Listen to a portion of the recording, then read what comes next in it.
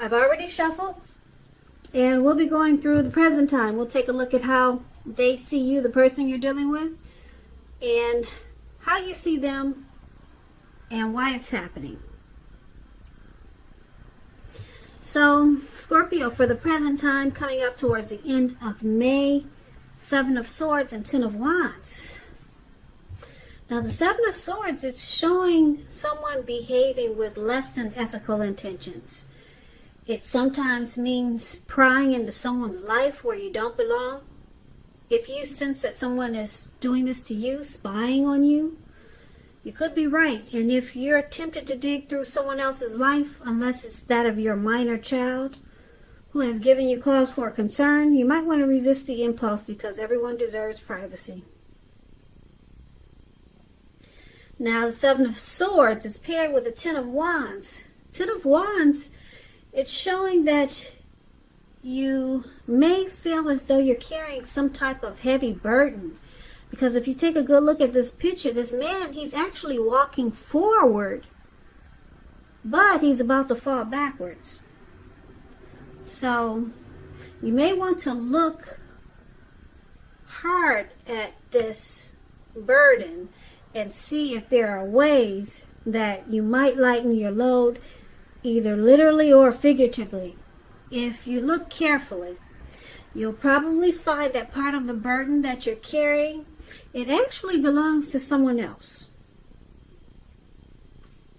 So it may be important for you to pace yourself and try not to take on too much. So basically, for the present time, Ten of Wands, Seven of Swords. With these two cards paired together, picking up, someone could be playing games. Someone could be playing games here. Or this could be you, Scorpio. And it's causing a lot of difficulties with this Ten of Wands here. Now, we're going to have to come back to these two cards and clarify it more when we read the rest of the reading. So, for right now, we'll just move on over. We'll come back to those two cards. We'll move on over for now, and we'll take a look at your person. So, how they see you. Now, they see you as the Nine of Swords and the Empress. Now, this Nine of Swords, it's showing in this picture that you'll need to guard against feelings of anxiety. If you're starting to feel anxious, take a good look at whether or not any of that is under your own power or control, and try to lessen it if you can. Or if other things or people in your life are contributing to this anxiety. If this is the case, take a good look at it and see whether or not there's something in the relationship that can be changed to make it more workable for you. There's something about this time period that can cause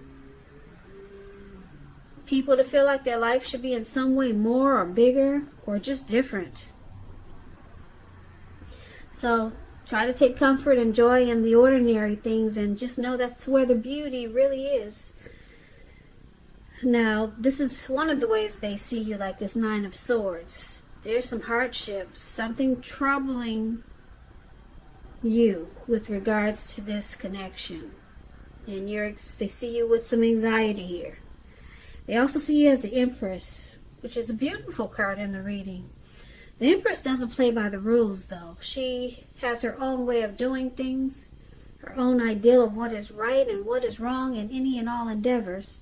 And that doesn't mean she'll always get her way, but it's a reminder not to ignore your creative and intuitive side. She also signifies coming abundance, but don't make the mistake of thinking that will always mean financially. Because there's many types of wealth and riches in life, and money is only one of them. But the Empress can encompass any or all of them. That's how powerful the Empress is. The Empress finds men and women alike, finding her far more attractive, both in terms of friendship and for romance. So, like I said, the Empress is deep, really deep. And this is how they see you. There's a deep love there. Very deep.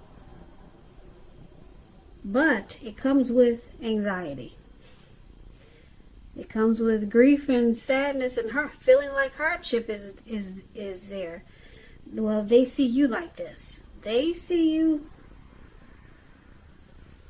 as a deep love, but something's troubling you with this connection.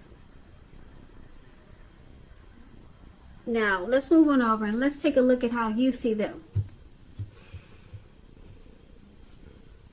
Now, you see them as a Ten of Swords.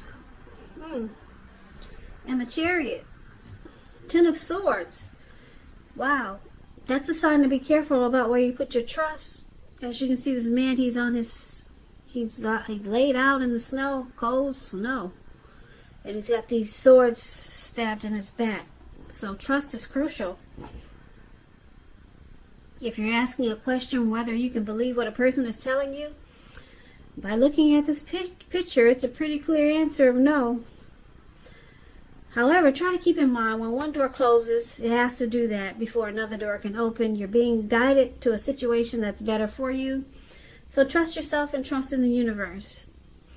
Now, the Ten of Swords is one of the ways you see them. They feel ruin. They feel that there's failure in this connection. Something's really painful here. That's how you see them.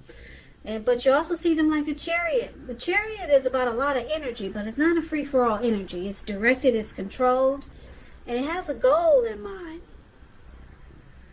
You're pretty clear on what your hopes and dreams involve when you get this card in a reading, and what you're willing to do to make them come true.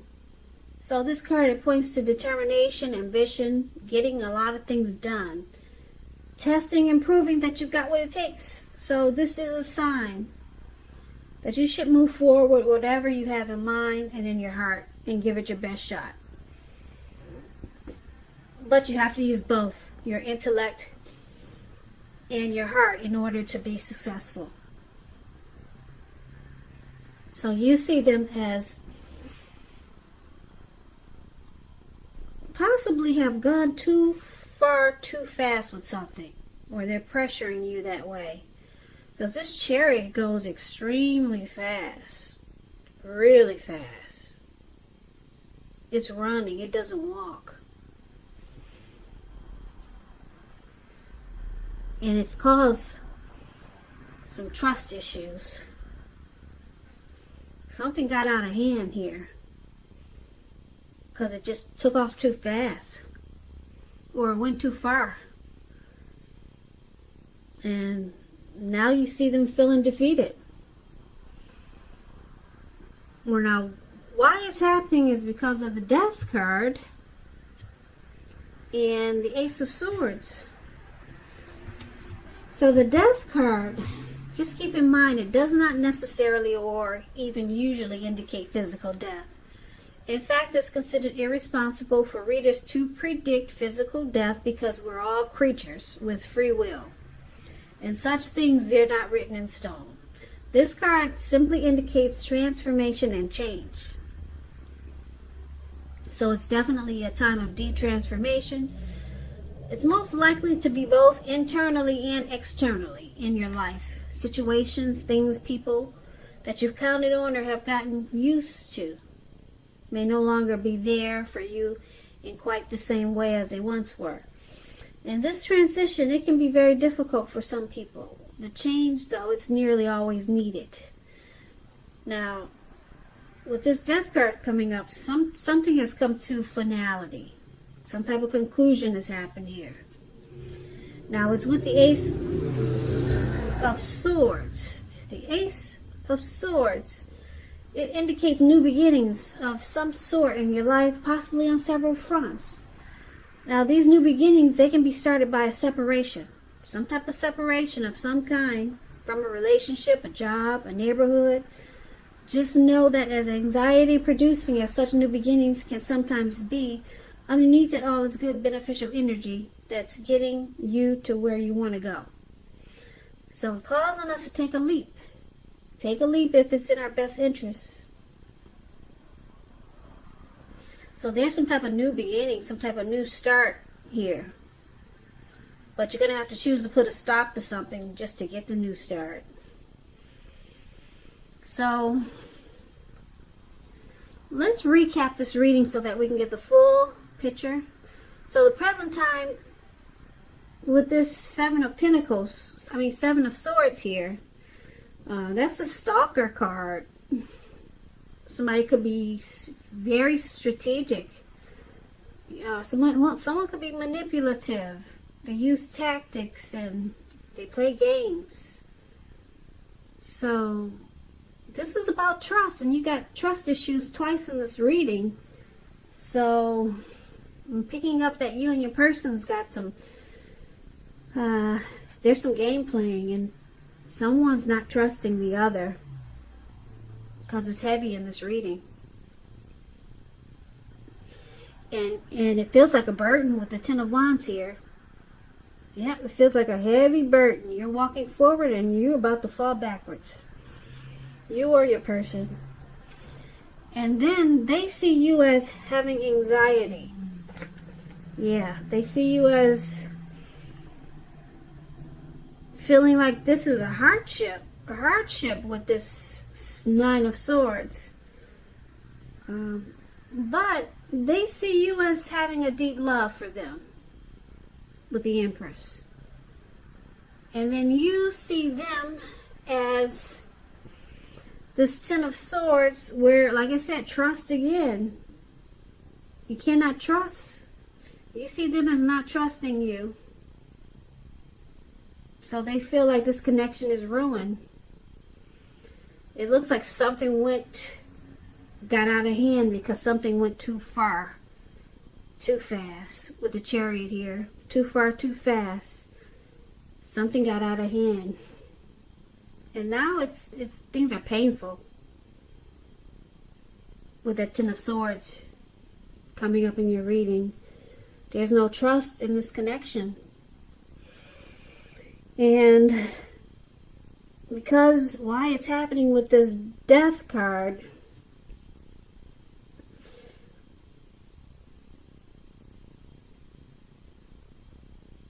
someone could be in this relationship because they're not afraid of letting go of what's familiar, or they're afraid to be alone. So, because there's no trust here, and it feels like a burden now, and there could be some stalking, and something went too far, too fast, and things got out of control. So with the Death card here, it's bringing a conclusion, some type of deep transformation to this connection. You or your person, Scorpio, could be deciding to conclude this connection.